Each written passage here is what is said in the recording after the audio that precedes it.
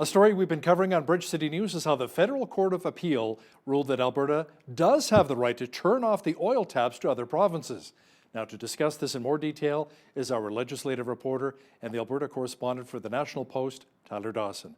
Tyler, this all stems from the feud between Alberta and BC over the Trans Mountain Pipeline expansion? Doesn't that feel like so long ago? I was reading the decision, and this actually goes all the way back to when Rachel Notley was premier. It was her government that put in Bill 12, that was basically the turn off the taps legislation. Now, when the Kenney government took over in the spring of 2019, they went ahead and proclaimed Bill 12 into law. The NDP said basically they were saving it for when they were going to need it. So the UCP goes, puts this into law. Immediately, BC responds with a court challenge. And this is when, in about September 2019, they're granted an injunction, which means that it can't be used until the constitutionality of the law is settled. Fast forward, well, maybe not fast forward because it's almost 2 years later, the Federal Court of Appeal has struck down that injunction. So a decision hasn't been made on whether or not turn off the taps is constitutional per se. However, it does at the moment give the Alberta government the opportunity to use it should they need to. The argument against the injunction being basically that the law was never used, so how can you challenge whether or not it can be used? So that's the Sonia Savage, the energy minister, saying we're going to continue fighting for Alberta's energy. This is a positive sign and all that, but it's just kind of funny to think back to this as feels like it was so long ago, but also kind of a bipartisan policy in some ways that the both recent Alberta governments have sort of stood behind. It does seem like a while ago, you're right. And last time I checked, I think as well that BC's going to have to pay for Alberta's court costs too. Yes, yes, they were ordered to pay some costs. Yeah, so maybe they can send some crates of wine in lieu of payment or something. Tyler, 5 First Nations groups have written to the province asking for Indigenous consultation on their coal mining policy. Now, they say they haven't been directly approached. Instead, they've just been asked to participate in the public consultation process. Yeah, so there seems to be a little bit of movement on this file. A few days ago, the province sort of set out the details of what its consultation on the coal mining is going to be. This, of course, dating back to the 1976 coal policy on the eastern slopes of the Rockies. Much drama over the past few months about that. And First Nations groups said, look, we sort of want, separate consultation to hear our issues. And it seems like there's some movement on that front from Savage's office. They said they're sort of working on something that might run in parallel with the public consultations. But this, of course, is part of a much larger discussion over the future of coal in Alberta. And we talked a couple weeks back about the NDP bill that would, if it becomes law, it sort of put a stop to coal exploration in the Rockies. Now that bill was surprisingly moved ahead from committee to the legislature, but it seems like it's actually probably not going to end up being debated before the end of the legislative session. So a few moving parts here on this coal policy, and no doubt not finished yet. And it will be interesting, of course, to see what the Indigenous consultation brings up if it ends up running in concert with the other consultation. Tyler, you and I, it's safe to say we both agree that we live in a beautiful province. We've got Banff, we've got Waterton, we've got Jasper, the Rockies that we've talked about. Now, the UCP says more money is needed to maintain services in KANANASKIS country, so they announced that people now will have to fork out about $90 for an annual pass or a $15 per day fee for visiting K country. Now, the fees, which are also needed for cleaning and supporting infrastructure, will bring in about, $15 million a year? Can families, it's a fee, but can families really afford this right now as we head into camping season? Well, that's certainly what the New Democrats are saying. They're saying, look, this is a hard time for many Alberta families. Camping is a lower cost holiday for many people, and the UCP is sort of adding insult to injury with these fees. Now, of course, this just comes a couple weeks after they did the similar thing, I should say, for Crown land camping, where you'd need to get an annual pass. There was considerably less money. It's slipping my mind slightly, but I think about $35 or something for a year.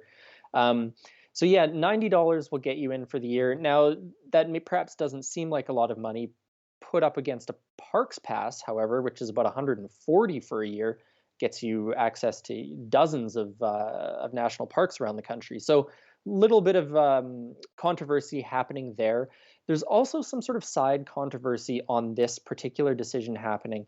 There were some 5.3 million visitors to Kananaskis country last year, and so that's sort of the reason why they say that they need trail maintenance and upkeep and garbage cleaning and things like that. But there's also this odd situation where you have a park in that area, the Peter Lougheed Provincial Park, and you have some crown land sort of adjacent to it. And it's a little bit unclear about who's going to be charged where and whether or not some users, such as off highway vehicles, might be subject to these $90 fees or not.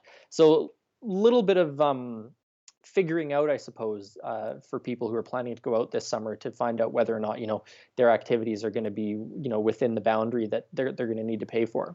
That's funny. I did actually just order my Canada Parks pass again this year, and it was I think it came to $146 all in. So I'm like, well, it's a good thing I'm going to get my money's worth because I do love going to Waterton, Banff, Yeah. and then Jasper as well. Now, And you're so close to Waterton down there. Oh yeah, Waterton is spectacular. We love it down here. Tyler, the province has announced that they will be easing visitor restrictions on long-term care homes, which will allow up to 4 friends or family to visit residents. Now, this is great news for our seniors who've been stuck in their homes for much of the pandemic. That's right. So the announcement came a little bit earlier this week. However, it's not going to come into effect until May 10th. Now, the reason for that seems to be just to make sure that everyone sort of had their couple weeks of immunity building to the COVID vaccines. Something like almost all of the people who work in these care homes and who live in them have now had their vaccinations, which is, great news considering I think about 60% of all hospitalizations during the pandemic were people in care homes. As you say, there will be people up to 4 people allowed to visit, which is, of course, great news for everyone who's had only maybe 1 or 2 people who've been able to visit them. Some people haven't had any visitors at certain points. So a wonderful development, I think, objectively for the seniors who will get to see folks. And there's also going to be a little bit of easing of the rules around outdoor gatherings, sort of depending on the facility, whether or not they think it's safe, whether or not they have the space. So it is perhaps possible that there will be some, small outdoor gatherings for some of the people in care homes in the months and weeks to come. The opposition NDP is calling on the province to add 10 days of sick leave so that people don't need to work while recovering from or isolating from COVID-19. Now, it's been a major political flashpoint in Ontario, and now it's kind of a bone of contention here in our province. Yeah, it's been a bone of contention everywhere. I was also just reading about British Columbia, where John Horgan's having to think about it too. And yeah, the idea is fairly straightforward that, if you fall ill, if you work for a company that doesn't give you sick leave, you shouldn't have to sort of choose between whether or not you're going to be able to pay the bills or stay home and isolate. So the NDP is bringing that up, hoping to have that happen. Wouldn't say we have a commitment from the United Conservatives on it yet. I mean, if you look to Ontario, Doug Ford's government, held off on this until like Wednesday this week, trying to sort of push back on it a little bit. So very contentious policy, and we'll have to see where that one ends up going. Tyler, some recent fundraising numbers are out, and surprisingly, the NDP has raised more money lately than the UCP. Jason Kenney's party brought in around $600,000, while Rachel Notley and company pulled in about $1.2 million. And apparently, a former Wild Roser, Brian Jean, says the NDP is gaining ground among grassroots Albertans. Yeah, so a lot of the fundraising that happens in Alberta politics is individual donations of up to, I think it's $250. So a lot of the money that parties rely on for their advertising, their campaigning, or whatever, isn't necessarily from, big corporate donors like it is in the US. It's from regular folks cutting them a check. And so when you look at 600,000 versus 1.2 million, I mean, that is a big difference. And as you say, Brian Jean saying, look, I mean, if these are all small donations, a lot of these are small donations, and you're being out fundraised this badly, there's a problem afoot for the UCP. So, it's just another one of the issues that the party is facing. Of course, they've had a lot of trouble the last 6 months, in particular, the last year in general. But the fundraising numbers, I don't know if anyone expected those figures. And just as a quick roundup for the other parties that are out there, the Alberta Party brought in about 48,000, 37,000 for the Wild Rose Independence Party, and coming in towards the bottom of the barrel, the Alberta Liberal Party with 32,000. So, if you add up all the smaller parties, they're still not getting very far. But man, the UCP just smoked on this one. And I talked to Dwayne Brad at Mount Royal University a couple days back, and he said, Conservative parties should always out fundraise progressive parties. And he said, this is a pretty significant development for provincial politics. So why do you think that is? Is just because a lot of the governing parties are taking a big hit right now during the pandemic?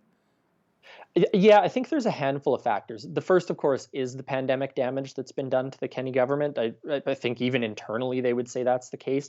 The other thing that has happened is the UCP used their first 2 years, as most governments do, to try and push through, a lot of their agenda, a lot of their unpopular policies, and then in hopes that in the 2 years or whatever before the election, they can make some of that ground back. Of course, halfway through, they got hit with well, I guess we're halfway through now, but coming into halfway through, they then got hit by the pandemic. So they've really suffered, sort of a double whammy of blows against them. The NDP has also, I would say, been very successful. They have seized on a lot of the issues that are resonating among voters, whether that's childcare, whether that's sick leave, whether that's vaccinations. They've really had an opportunity to hammer away at the governing party. So I think that's probably one of the factors that goes into fundraising, and of course is reflected in the polling numbers that show the UCP slumping a little bit. Now, it's not clear yet what's going to happen with the federal Liberals' childcare announcement. They promised $10 per day daycare. Now, the province, however, has already said they will opt out of federal cost-sharing agreements. Tyler Kenney said it's likely to be more of a 9-to-5 program in the cities run by unions, which really won't work for all Albertans. Yeah, that's sort of the line they're working on now. It's one of those issues that they're probably, if I had to cast into the future, they're probably going to have to play ball a little bit on, just because I suspect it's one of those policies that is so popular among so many families in the province. But of course, so the Liberals announced this in their budget, and now they need to go ahead and come up with agreements with each province, because it's not a national program per se. They're providing money for it, and they're going to set standards and conditions, presumably, and things like that. So the UCP saying, look, we maybe just give us the money and we'll come up with our own plan. That's maybe not going to fly, but certainly there's going to be some sort of negotiation between the province and the feds on how this is all going to work out. And I personally have a hard time imagining the government turning up their nose and walking away from something like this. But you never know, I suppose. Yeah, stranger things have happened, especially in politics. Yeah. Tyler, Blaine Calkins, the Red Deer Lacombe MP, has introduced a federal bill that, if adopted, would add sentencing changes for those who have targeted rural properties. Tell me more about that. Yeah, so this is yet another issue that's a bit of a blast from the past, something we talked about a lot a couple years ago. Now, what this does basically is it changes the way you could be sentenced for a crime. So you rob a house in a city, you rob a house in a rural area, those are both the same crime. However, it's almost an aggravating factor. So if you choose to target a person for a robbery or a property for a theft in a place because of its remoteness or distance from emergency services or something like that, that could then be used at sentencing to help the judge weigh on what the sentence might be. So, the bill's introduced, debates will come, may or may not become law, although that sort of thing. But just goes to show it is still an issue, and of course an issue that is especially important to people in Alberta and Saskatchewan and Manitoba. Absolutely. We have a lot of rural families here in southwestern Alberta. Legislative reporter and the Alberta correspondent for the National Post, Tyler Dawson, thanks for your time today. My pleasure, Hal.